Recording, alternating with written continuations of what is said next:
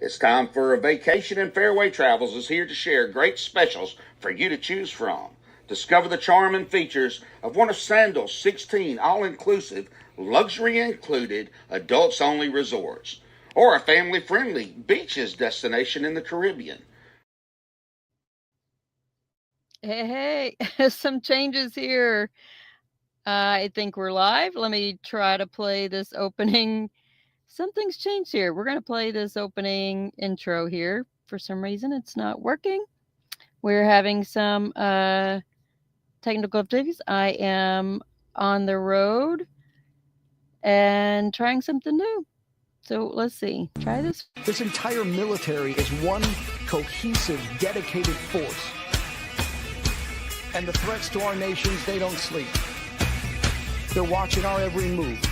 Iran, Russia, China, North Korea, ISIS, Al-Qaeda. They may be watching this right now.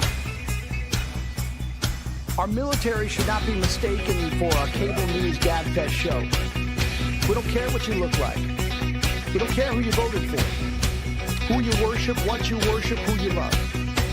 It doesn't matter if your dad left you millions when he died or if you knew who your father was. We have been honed into a machine of lethal moving parts that you would be wise to avoid if you know what's good for you. We will not be intimidated. We will not back down. We don't want war. But if you want war with the United States of America, there's one thing I can promise you, so help me God. Someone else will raise your sons and daughters.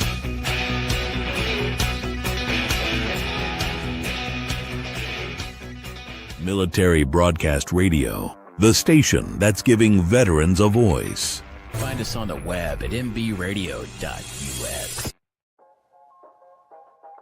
Welcome to the From Pain to Purpose radio show. I am your host, Eva Fulton.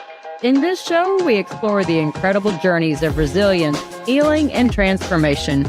In each episode, we will sit down with individuals who have faced unimaginable struggles and turned their pain into power, heartbreak into hope, and their challenges into meaningful change and finding new purpose in life. Through candid conversations and inspiring stories, we will uncover how pain, whether emotional, physical, mental, or spiritual, can be the catalyst for profound growth and a deeper sense of purpose. So if you are looking for motivation, insight, and real stories of triumph over adversity, you're in the right place. Let's get started on this journey from pain to purpose. Let's give veterans a voice through Military Broadcast Talk. Hey, everybody. How are you doing? Oh, let's change some of the background stuff. I don't know what is happening. I do. Honestly, I do, because I am remote and I don't know how to get Josh's background thing off. Oh, no. This is going to be fun. We're just going to go with it, guys. This is hilarious. So it's all right. I'm okay. We are coming live from Ocean City, Delaware. I'm out here, gonna just meet some new people tonight, and I've never met any of these folks. Hopefully I will have a good time and, go with it. I think it'll be interesting. At the very least, I guess a whole different set of landscape, right? Beach. And I had to drive a little bit to get some internet. So pardon me for being a little bit unorganized today, but sometimes that's just how we roll. And I am super excited to have a guest tonight. And I have been communicating with our guest for, probably close to 10 years, but really only more significantly here we go. Here's my logo, right? Here's it. Nope. There we go. Only have been communicating probably more regularly, I think is a good way to put it, for the last 6 months or so. But I think that this lady came into my life way back when I was sicker than what I realized, and I just started absorbing what she sent out, not just to me, but to a whole group of people that I think she's been the wind beneath a lot of the veterans' wings that has been behind the whole Gulf War illness movement. I don't know if she recognizes how many people ought to be able to say thank you, because she's just been instrumental in making a difference in whether we knew it or not, right? Because when we all came back from Saudi, we knew that something wasn't right, but this lady knew. And I've had some really wonderful conversations. Um, and I will, how do I say even who she is? So her name is Denise Nichols. And I know she's out there and has had many articles written on her. She was a nurse by trade, and I think angel in life. And I don't pass that kind of term on to very many people because, I think there are angels that walk among us, and there are just some people that need to know that they've been building a legacy, and many of us have her to thank, because she understood her assignment. So without further ado. The interview of the week is brought to you by Jersey Mike's, a sub above. Hi, Denise. Hi. I hope you can hear me. I can. Oh, success. Success. I'm sorry. Everything. There we go. Now we can see each other a little bit better. I'm sitting in my truck, and some of Josh's, I'm still trying to get all of this set up. It'll look different. It's okay. So my friend Josh, I recruited him to, be one of our hosts, and I didn't get a chance to log in to get my whole studio set up before we started. That's okay. That's what happens when we go remote, right? So how are you doing today? Oh, surviving. I was panicking of getting online with you. I had the husband helping and everything. I know. I was too. And then I was, so Assateague Island is where I'm staying tonight. That's where the ponies cross. And so, Where are you? Where are you again? Do you know where Ocean City is, right? Right. Okay, so Assateague Island is not far. It's like 8 miles down the road, but that's where the ponies cross between the bay and the island. Oh, wow. Yeah, I've heard about that. I haven't seen it. Yeah, I haven't ever seen it before. So here I'm, drove in and saw a couple of ponies, but driving out, there were more ponies. And there's that instinct. I've got to hurry. I've got some place to go. Oh, but I want to take a picture. Is this Maryland? This is on the Delaware side. On the Delaware side. Yeah. Okay. Yeah. Look up Assateague Island. So I feel like, I'm in this neat little, land of things, but I did get my tent set up really quickly because I didn't know what time I was going to get back. And, I'm trying to find these people and don't want to set up a tent in the dark. So I set it up and got bit by like 50 mosquitoes while I was doing that. Oh, so. great. No. You've been having all kinds of extra things happen.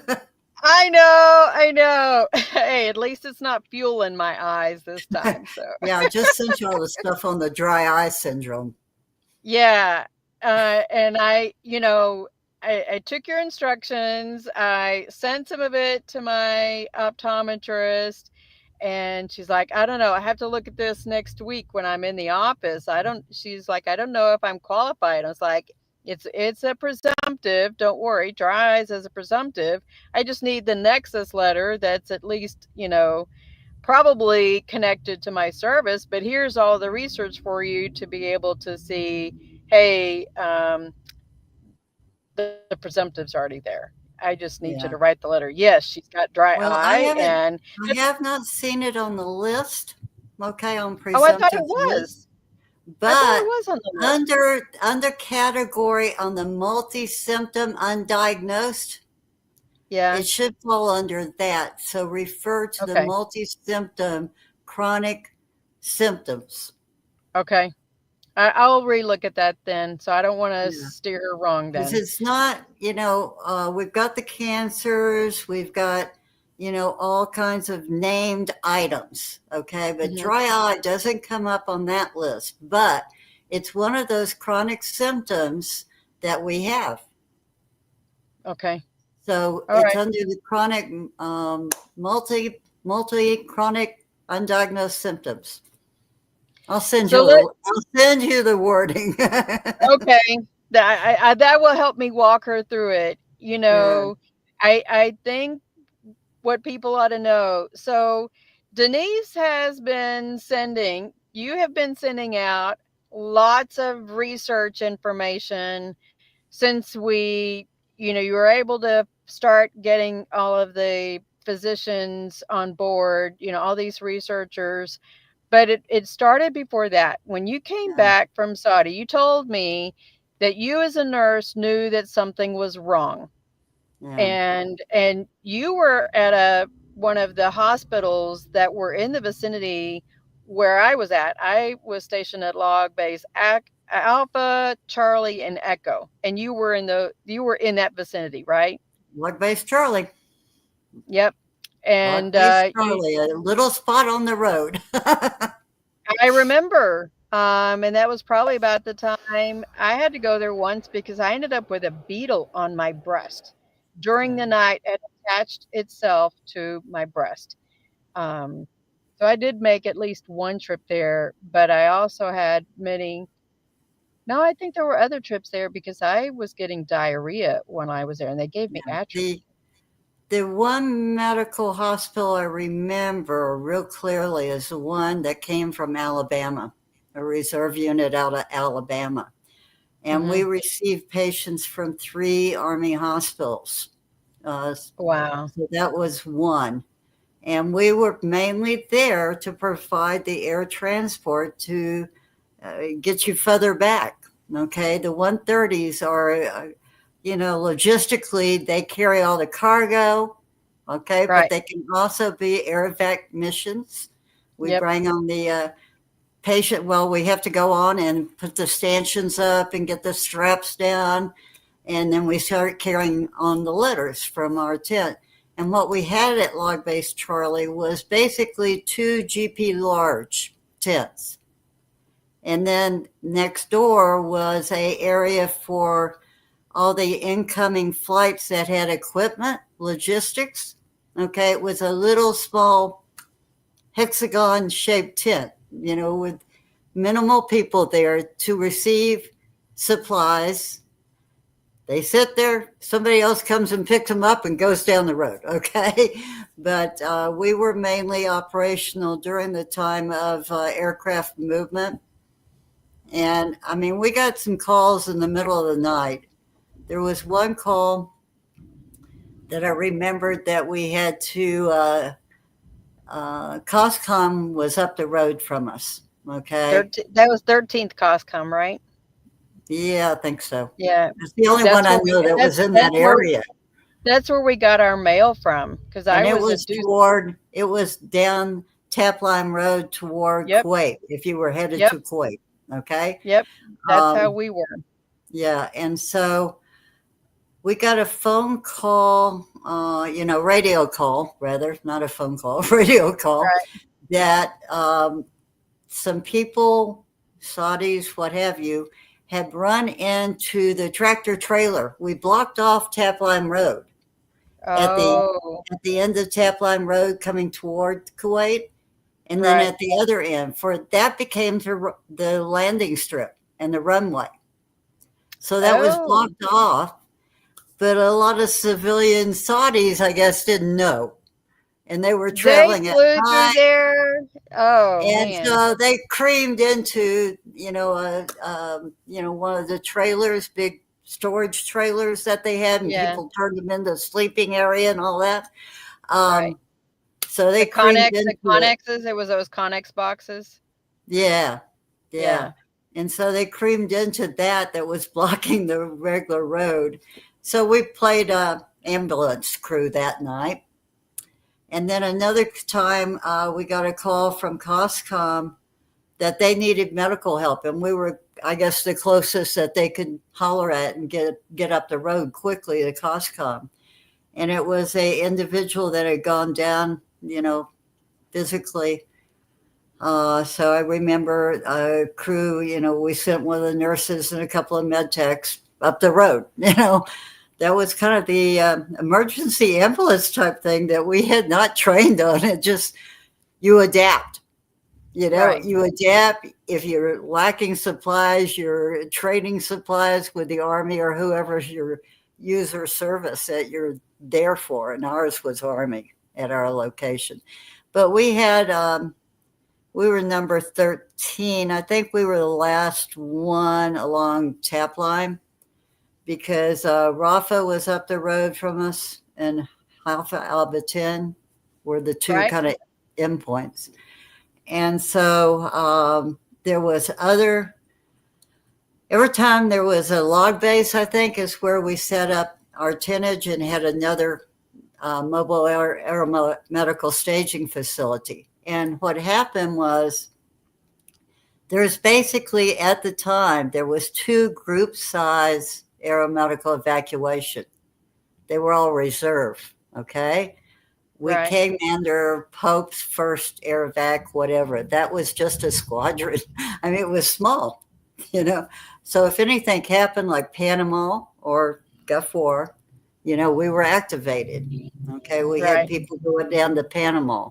And then they also set up at Kelly inside a hangar, putting up a GP large to receive the patients before we could transfer them to either Wilford Hall at the time or, over to Sam Houston to the Army Hospital. So that's how it works. So we had 2 group sizes. We were all activated.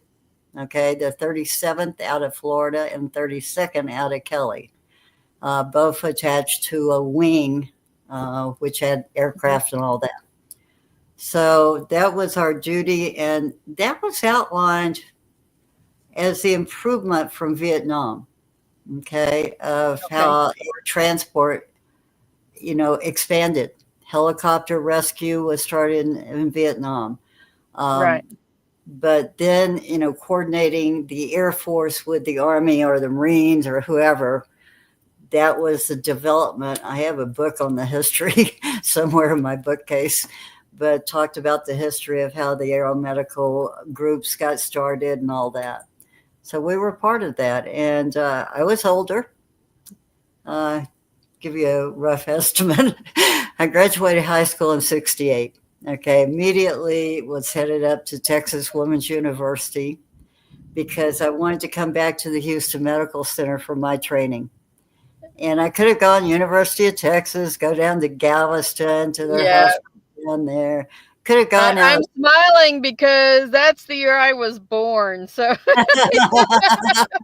and so I wanted to be at the Houston Medical Center. I'd had a high school job there, So I knew what was going on, and I saw the developments on cardiovascular, all the beginning of all the open heart started with us in Houston. I mean, well, elsewhere too, but Houston with Dr. DeBakey and then Dr. Cooley, who was DeBakey's student.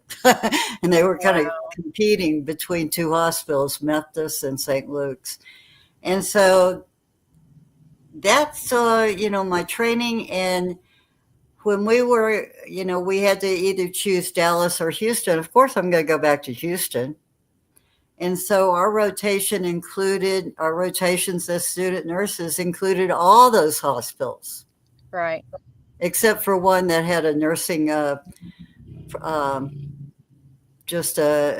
basic hospital trained nursing. Okay. RN, but that was Herman Hospital. But anyway, we were into all the other places for training, including VA Hospital, the old one. Right. And then also we were at what was called Texas Institute of Research and Rehabilitation, which ended up being the place that Gabby Gifford went for recovery, and that Oh, they okay. helped her so immensely in her recovery. And at the time, we didn't have computers at the bedside in other hospitals. Texas Institute of Research and Rehabilitation had quadriplegics and paraplegics. They had computers at the bedside. I mean, we Wow. were putting nursing notes right there, which is common now, but that was the beginning point. And so I had friends that, went to Vietnam, didn't come back. One of them's name is on the wall, one that I double dated with his girlfriend in my date way back in high school, Paul Sparks' name. He was short term to get home and didn't make it.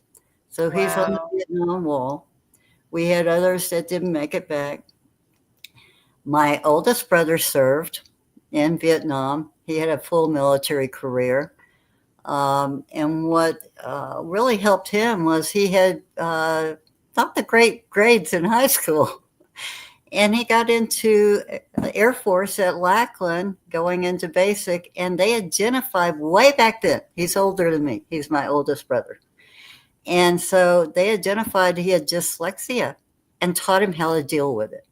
Oh, He wow. shot off like a rocket, multi-degrees, ended up a full military career, and then went into defense contracting, going up to Aberdeen and setting up high-altitude missile defense program. I know that he worked on the 360-degree ability on the AWACS plane that was heavily used Right. during Desert Storm. Yep. So I knew Vietnam. I knew Vietnam vets. And I knew what they were dealing with Agent Orange way back when. That was Yeah. what was happening then. And then the other brother, just so everybody knows, my other brother went Marines. The handsomest dude in high school. Oh, Women were all over him. He was a football player written up in Texas Football Monthly. And hey, date the sheriff's daughter?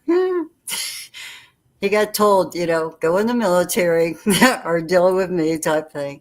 And so he went Marines and went Camp Lejeune. We did not know at the time on the water damage, the exposures in the water. So my brother, the middle one, the handsome, healthiest one, with getting involved with Fat Sock Show, his kids got involved with Jet Ski International Racing, and he's out there holding their jet ski up to rev up. I mean, he was healthy. Got a cancer, and gosh, it was like a year. And he died at the age of 57. Oh, no. And that was way before we knew about Camp Lejeune water. So one of the things our program said we were change agents. What we knew, that's what they were drilling into. So you're a change agent. What does that mean? Anyway. Right.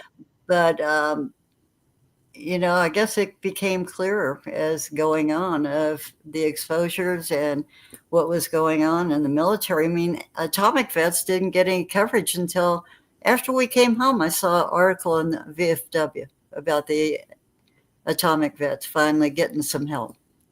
And that was in the 90s. And Vietnam vets didn't get help until right before we came home from the war. Was their first presumptives bill. And it took them like 5 congressional sessions to get there.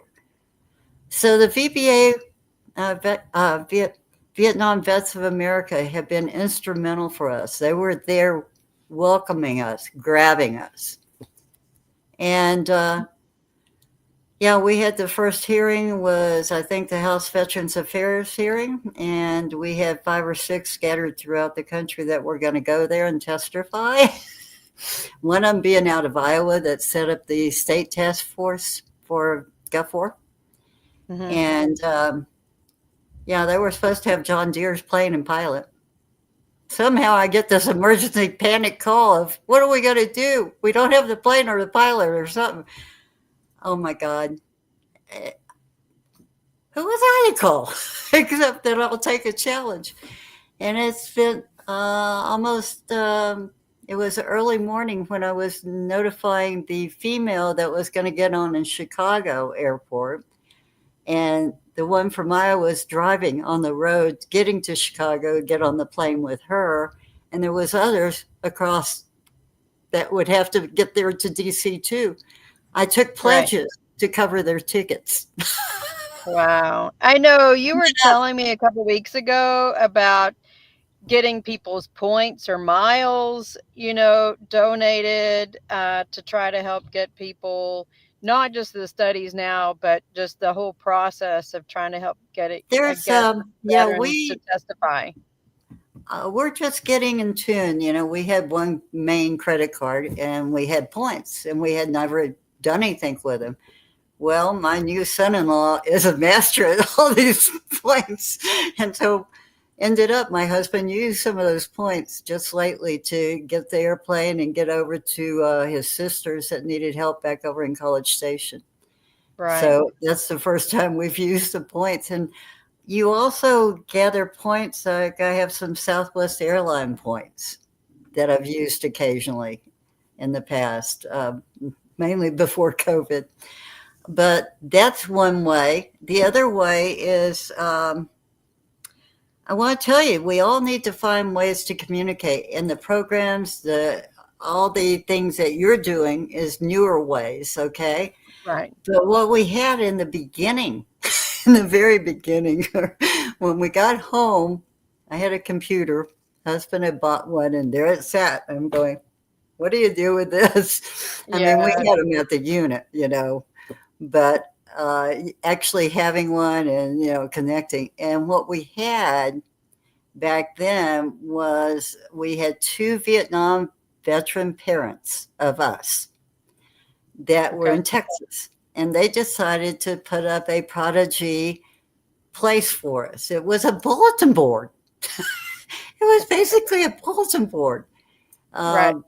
Not interconnected and all, but we all found out about it. And the first thing they had gotten on there was a check confirmation of sarin. Open your eyes up. Oh my gosh. Right. Really, the thing that they said didn't exist actually existed. Yeah. All and of those alarms.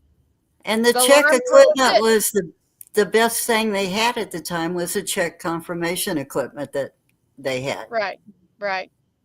And there's units that knew that. There was units. I talked to people early on that were coming through, I think VA, real early on for the registry or over at the Fitzsimmons for this comprehensive clinical eval. Man, they could tell you things. Open your ears, start talking with each other. And they would tell about being in the forward area and some team coming forward. Not tagged. I mean, not with their name tags on. And they're up there going, you guys are in trouble. Yeah. They were taking readings. This mystery team. I mean, this is from conversations I was hearing all along the way. And what happened was we had that first group go to the House Veterans Affairs, accomplish that mission. The next things that were coming up were 2 things. Senator Rockefeller was having a Senate Veterans Affairs Committee meeting. And then Senator Regal with banking export and stuff like that. And we're going, it's not a Veterans Affairs Committee here. And this is more interesting. Right. Why is banking, export, and all that getting involved, that committee? Well, that tells you a lot because the Iran-Iraq war, 8 years that we were providing, think on both sides. People didn't know their history. You got to learn your history, people. Know the military history and history of conflicts. You'll learn a lot more if you're in tune. So, I mean, we were basically operating, I had put an extra phone line in. It was before cell phones. We slowly got pagers and then cell phones. Right. So one of my efforts was in '09, I was over on Facebook, a new thing at that time, fairly new. I mean, they had a couple of That's other, about the time I started hearing from you, yeah. posting in different pages. So what happened was I watched Facebook and I'm going, what is this with the Haiti earthquake? Oh my God, they're organizing, getting all their news out by Facebook. All Yeah. their organizing and everything. It was kind of amazing, eye opening. And then the next thing with the Iran revolution, the Green Revolution. And they did all their organizing on Facebook. And I'm going, all right, we got to move ahead here. We got to go to Facebook. So Right. I wrote a little news article about, okay, veterans, get on Facebook. You can set up your group. You can set up your unit, your branch. We can have ones on Gulf War illness, research, what have you. And we have just crazy amount of Facebook pages now. I have several I try to keep up with that I set up myself, much less the Gulf War illnesses page that David Winnett, the Marine, set up. And David got involved. He was still working out in California, civilian job. I think he was head of transportation for one of the cities out there. And one of the early things that we had, besides the hearings that we were trying to get word out on, was the effort we had that Kurt Love started out in Texas by bugging Senator Cornyn, who bugged the secretary to do something because he had this Gulf War vet that bugged him like crazy. So we had a advisory group from the VA that was set up by the authority the VA secretary has. He can do his own for 18 months. It's kind of deadline for 18 months. It's Okay. not by law, but he has that authority. So he did it on benefits. Well, we were meeting up in DC. All of them, I think, were in DC meetings. And I was hollering out for people to come. Please come. It's the same 4 or 5 of us, and we need more faces and voices. And if you can't come, then, let's see if we can do a call in for your public comments. So that was early. I wished I had understood about that whole process back then. Now I understand what that process means, but I just was getting your little crumbs that I could connect because I was so sick at the time. I was struggling to comprehend some of the stuff that you were putting out because I was that sick. But when you started posting about the Gulf War Endless page and started telling us, you gave us the instructions, the step by step. Take this information, go to your doctor, get the referral. The VA will pay for it. That was a huge game changer for me because suddenly I felt like somebody was hearing me and I wasn't alone, that you had been posting it, and I was navigating new territory and trying to help teach the local VA. But when I started talking with them and I went for that whole week, that was a game changer for me. Just Yeah. game changer. You need to The, know how much that helped me just getting started there. the first thing we got by law, okay, was the VA having the VA registry. Okay, we Yep, had the I remember comprehensive that. clinical eval one that was active duty. They had done that. The VA registry was a separate one that we had to fight by law to get a law and then to get it going. Okay. And what had happened to me is I got a flyer in the mail. I have no idea why, but it happens. And it was on the health consequences of the Persian Gulf War in a meeting in Bethesda. And I go, okay, I'm helping them get to the House hearing. This is the next thing that was happening, was this big conference at Bethesda in a big auditorium, with 2 aisles and all that and stage and all. So here's the DOD people up on the stage. And so we got the word out on that meeting. It was probably the most Desert Storm vets we could gather at the time, and we filled up the place, with Wow. other people and early researchers. And it took me a long time, but I found out I was up at Kimberly Sullivan's Boston University doing, I know exactly when she was doing a spinal, getting spinal fluid, in which they couldn't get mine. 5 sticks and they couldn't get in the old-fashioned way. Lay on the bed, curl up, Yeah, have the doctor from the ICU come in and poke. No. Do it the way Dr. Boronik did. He took us down to radiology using a very, very small needle to guide it right in to get into where you need to pull the fluid from. Right. He took us down to radiology so he could visualize. And I said, okay, I came over here. I've already done it there. I guess we can check and see if he has leftover samples because they don't use it all. So I was instrumental in saying we need to gather the leftover samples in Boston for the biorepository. Yeah. So if you go through any research and they have leftover blood, sputum, what have you, get it donated to be sent to Boston. That way other researchers can access without having to grab you. Okay. They can access samples that are coded not by your name, but they can find out about Desert Storm Gulf War veterans having problems. Well, I know we got a little over 20 minutes left because you and I, we can talk for hours and hours. And so maybe we're going to have to do more. We're going to move quickly. Yes. So there are two things. We want to talk about one particular research. We need to get this out. Yes. And that one that's on a deadline.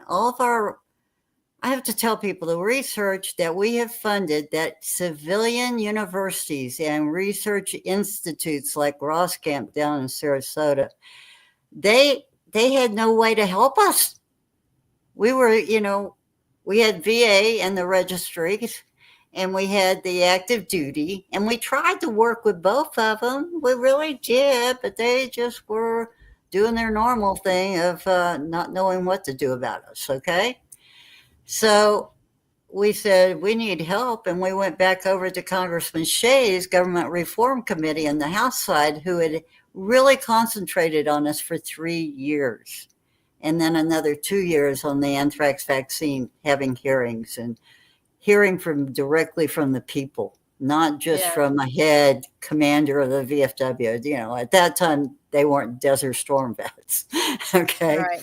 So we were feeding into them, or I fed into the committee directly of really good vets to testify on different things. And if they needed 2 or 3, I'd give them double that number. You select the ones you want. I've already checked, and these would qualify. You vetted them, And so you pick the final pick. I don't want to be that person. I'm not the staff people. I'm not getting paid for that. But anyway, so we went back to them and said, this isn't working. We need something else. That's when we found out about congressionally directed medical research. And it was started in 93. And we had no knowledge about it, but it was Senator's wife getting involved with cancers with Vietnam vets. Oh. And so you had to get interest on the Hill, both on the House and Senate. They signed on showing interest. And so there's a tight time schedule at the beginning of authorization time in DC, which is crazy time. Yep. The Hill gets very crowded with people after funding. So we had 2 people on the House side that sent out a letter to their Democrat, Republican, and asked, if you're interested, sign on with us. So we would run around as soon as that letter went out, we could go in person, knock on doors up there. I could bug people, call your congressman in DC office. Bipartisan. Right. Call your representative in DC, because that's where the appropriation work goes. If you go to your home office, that's kind of the constituent one-on-one problems. Right. Okay. And people don't realize that. So if you getting with a law or funding, it's DC. Okay. That you've got to talk to their staff up there to get them to support. So they did that both on the House and Senate side. Senate side was Tammy Baldwin, who did the whole thing for the 100 senators. And so we had that time period that we had to work the House, and then Senate would come in right behind or overlapping toward the end. So it was crazy time to get all the efforts centered to get them to show interest. They would sign the letter, and then it goes to the appropriate appropriations committee, which for us, the money comes from defense. Defense, right. Okay. But we had to force the issue to get civilian help. Okay. And that started in 2006 with bare $5 million.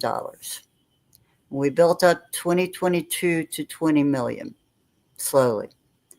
And now it falls under, we tried to say, leave us alone, keep our program separate at the Congressionally Directed Medical Research Program. But they decided after post 9/11 people hit, there's more of them than us, that they had to, and with Camp Lejeune and other contaminations being firefighter foam in the water, fuel in the water in Pearl Harbor. Oh, we need to have a toxic exposure group. And we're going, well, that's great. Because of all of the BRAC closures that they did. I mean, I went to basic at Fort McClellan, Alabama.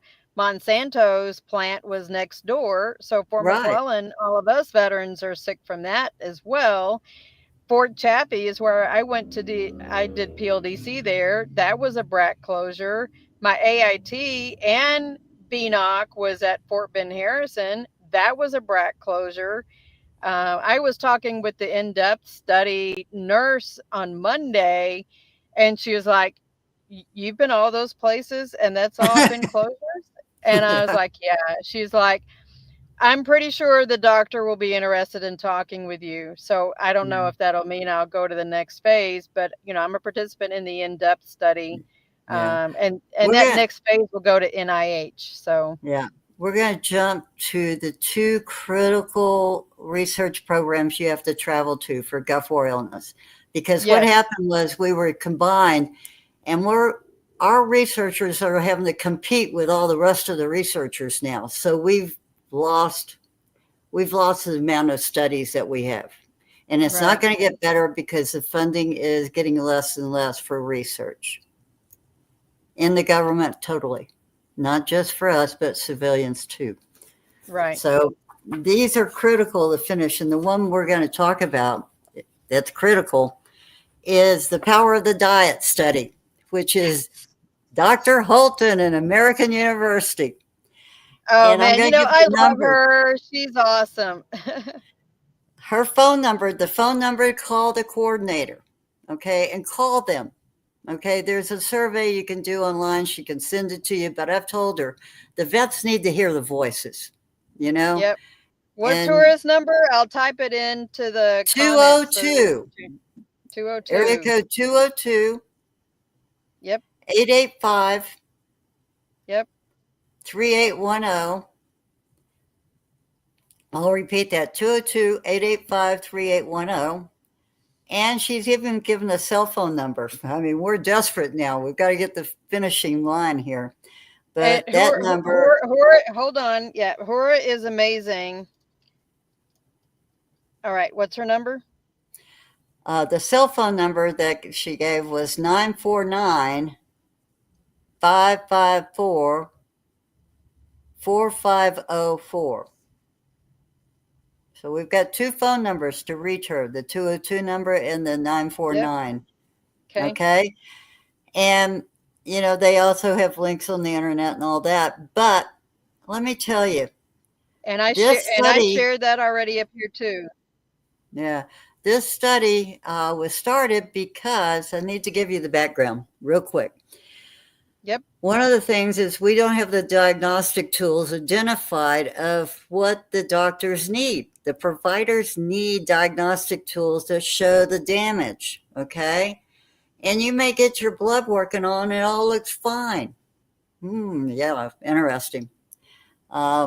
We need to be on again so I can tell about the blood situation of how that can be known. Oh, I Okay. know. Yeah, you and I have talked about that. Yeah. So, but for the diet, what we did is I found Dr. Boronik at Georgetown by reading his research.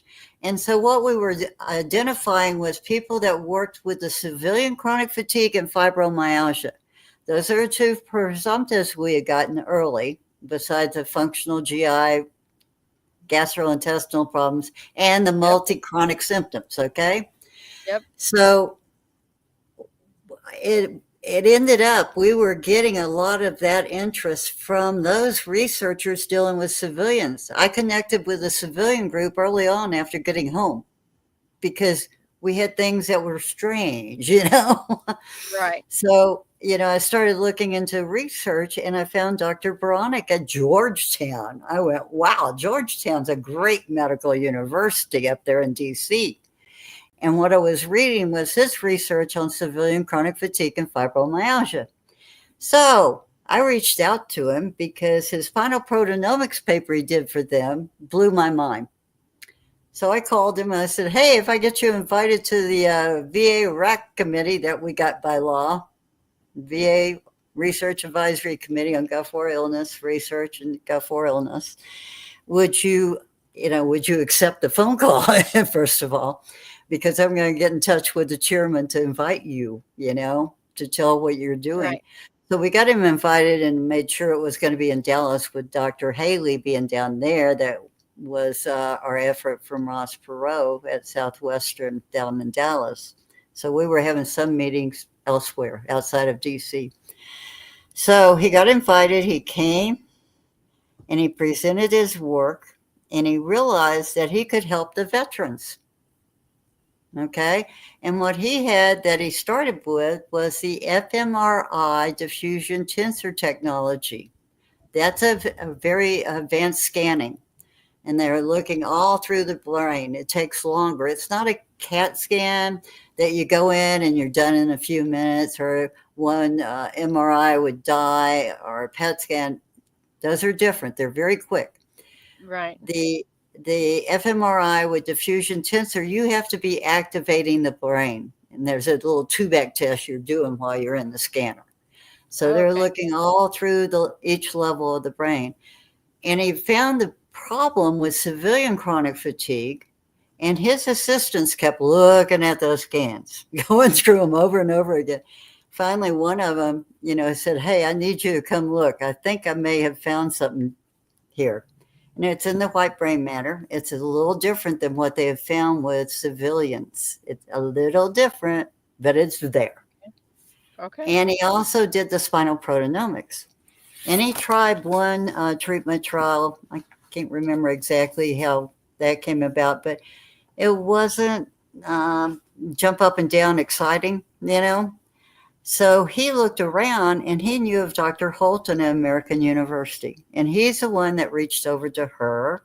And that's why when you get in this program that I've been recruiting for everybody, but you're going to get the fMRI diffusion tensor technology.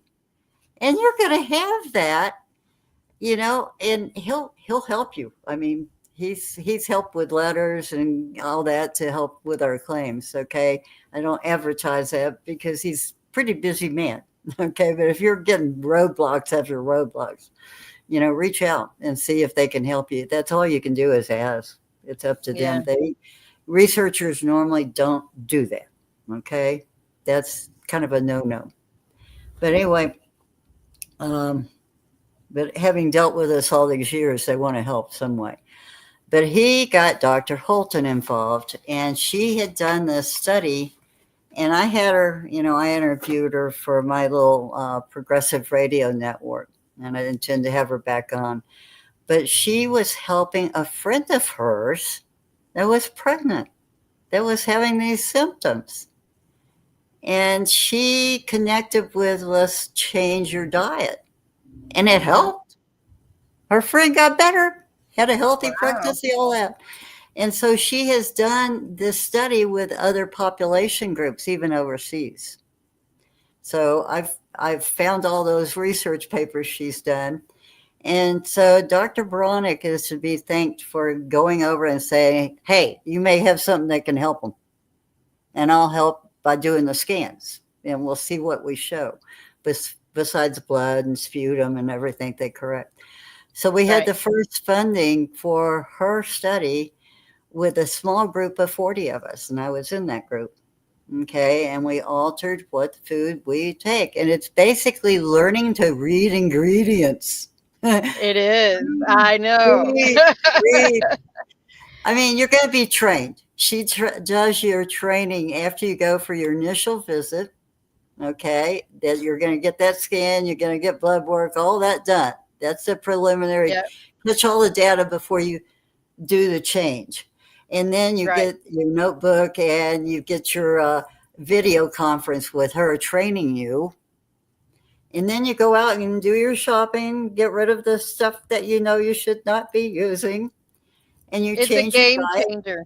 It's a game changer for me. And I'm going to listen to you because we had seven published studies, I think the last count I had, that showed the changes that were accomplished in the 40 of us. Pain level, PTSD symptoms decreasing. I mean, just a whole cognitive functions are better. The inflammation is down.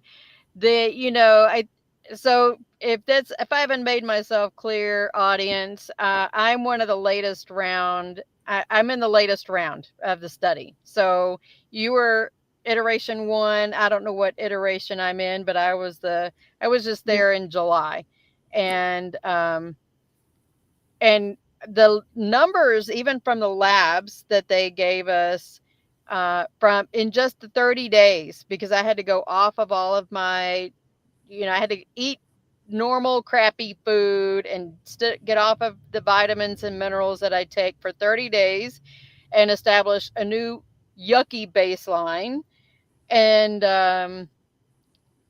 then go on the clean diet, eating per the protocol for 30 days. So they did 2 labs, sets from that first time to the last time, and almost all of the numbers got better. There was only one that went down, and I'm not sure why it went down, but all the rest of the numbers look good. So it's being successful for you. Now, yes. What we did was we went from the sample size, which was 40 of us. Then we had to go fight for funding again. And that can be covered in a different program. People need to be informed about what we've gone through to do this. But we had to go back and fight to get funding each year. And then the researchers have to put in their proposals, and they go through a merit panel, which is just based on what they're doing in their study. Right. And then they go to the bigger panel, which is integrating the whole picture of what we need, what's more important. Okay.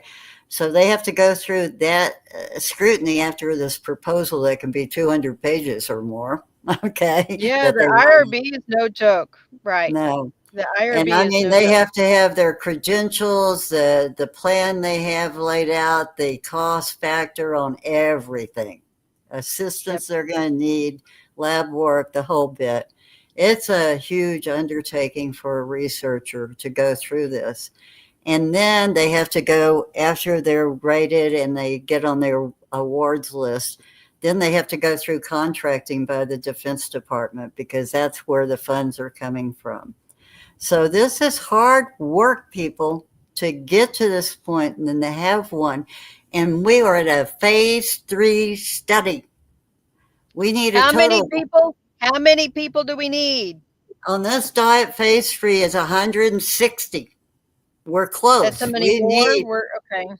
We need 20. Now, she's had 30 people that called her that got through the screening that haven't set up an appointment.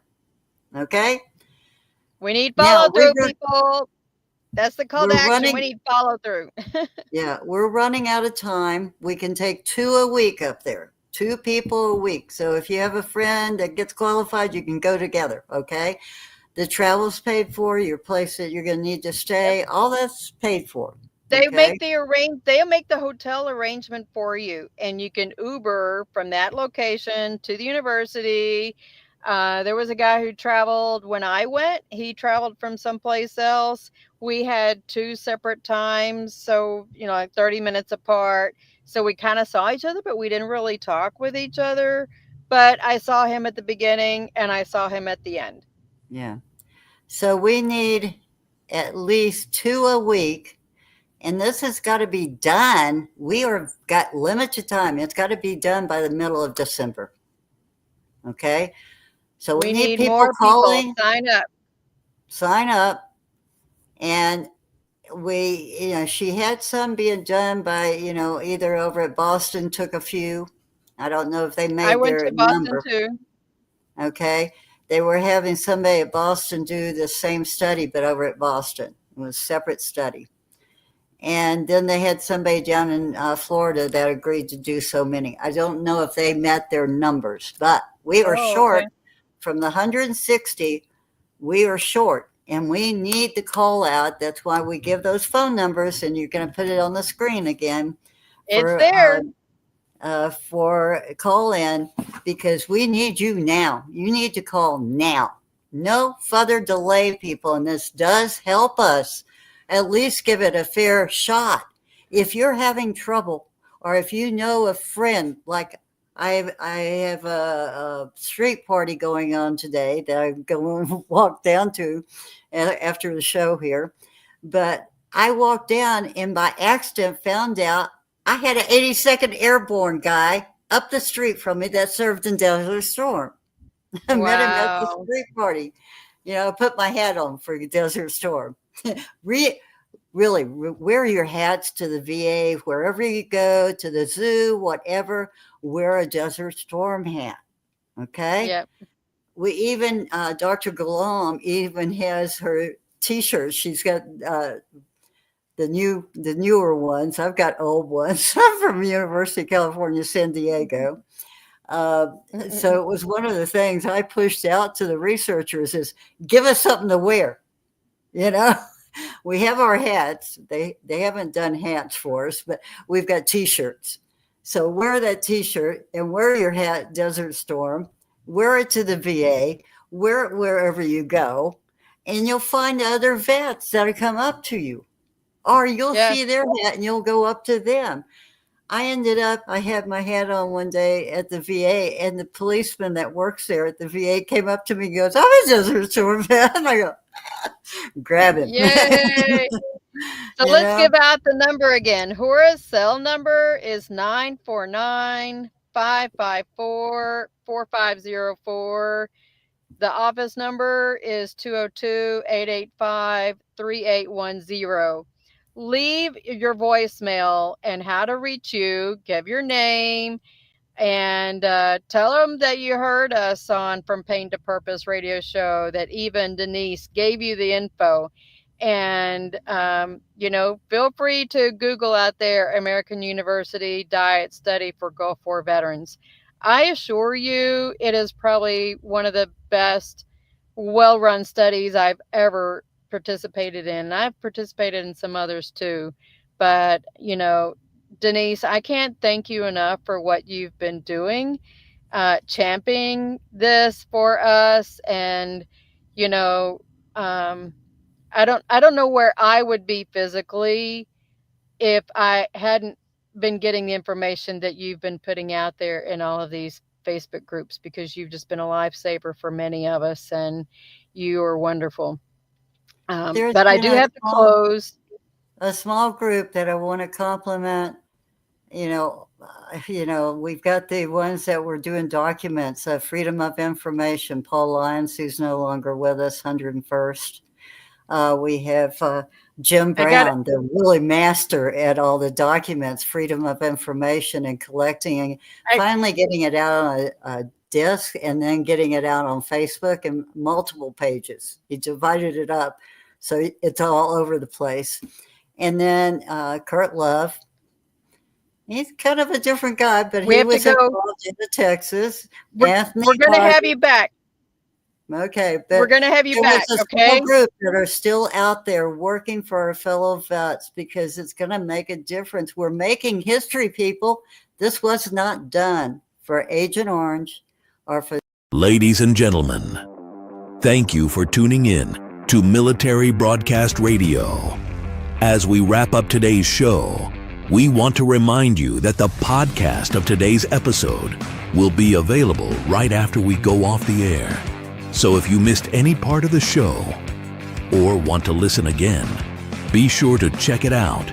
And remember, we're here to support and honor our veterans. Your stories and experiences matter, and we are committed to giving you a platform to share them. That's right. We're here to give our veterans a voice. So don't forget to catch the podcast and stay connected with us. Giving our veterans a voice.